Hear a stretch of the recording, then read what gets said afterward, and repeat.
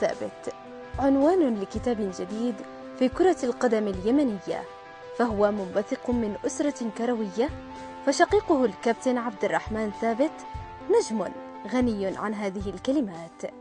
عارف الذي تكون في نادي الزهرة سابقا 22 مايو حاليا، ولعب له أكثر من 6 أعوام، ومنه اختير للمنتخب الوطني الأول ليكون اللاعب الوحيد من أندية الدرجة الثانية.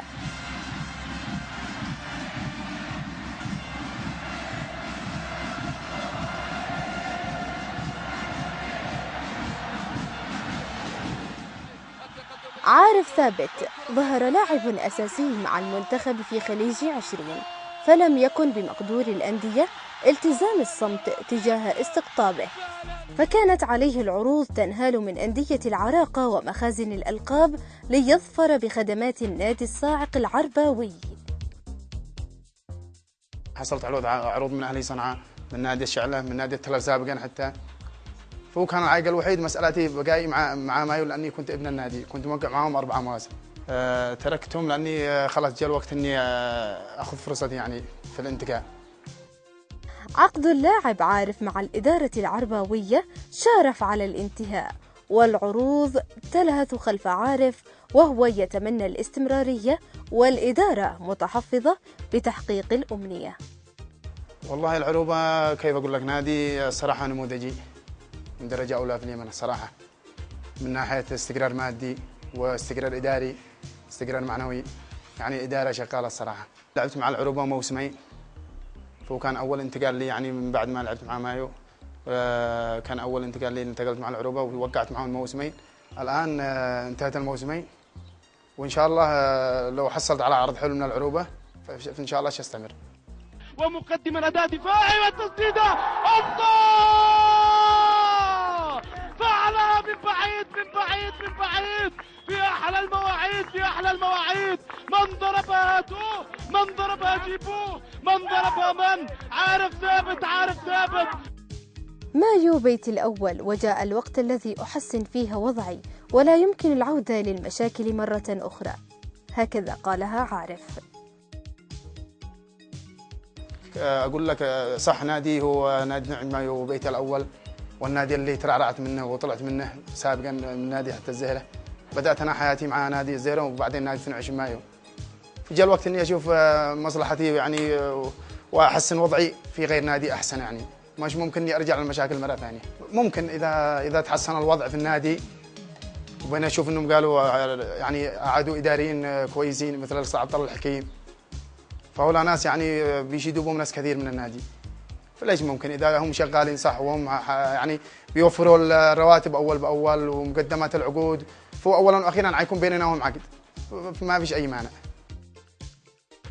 عارف المستمتع بأوقاته مع طفلتيه ليا ولورا، وبساطته جعلته محاطا بالأصدقاء طيلة الأوقات، يستذكر فيها تاريخه المصور وما تحدثت عنه الصحافة، مؤكدا أن اختلاف وجهات النظر للمدرب ومشاكله مع ناديه الأم ألقت بظلالها على غيابه عن منتخبه بعد رحيل الكرواتي استريشكو، فهو الذي أسس التغيير في أسلوب اللعب والحياة الاجتماعية للاعب. الخلاف هو بعد ما بعده استريشكو جاء جهاز فني جديد، كانت الرؤية ثانية غير المدرب الأجنبي.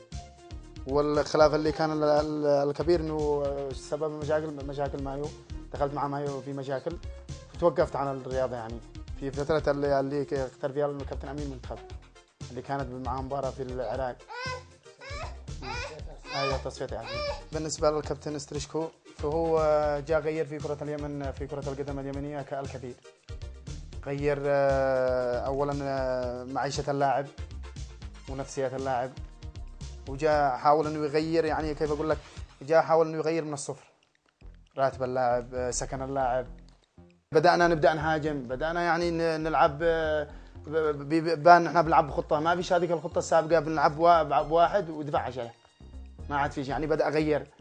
وهي جت فجاه يعني قبل بطوله كاس الخليج، والامور كان يمكن ضغط علينا من الجماهير او الحمل علينا، لكن لو كنا شاركنا انا اقول في غير بلادنا كنا نحقق حاجه.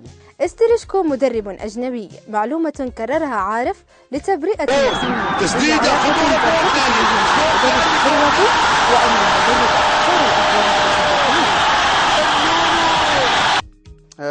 كما تعرفون مدرب استريشكو مدرب أجنبي كرواتي، فهو جاء هو جهاز الفني ومساعدها الكابتن أمين، فكان يحضر مباريات الدرجة الأولى والدرجة الثانية، فهو شاف لي مباراتين ضد وحدة عدن وضد أهلي صنعاء. بعد هذه المباراتين تم اختياري للمنتخب زي أي لاعب، وهو ضم يمكن أكثر من لاعب من الدرجة الثانية، مشوا مبلغ عارف ثابت.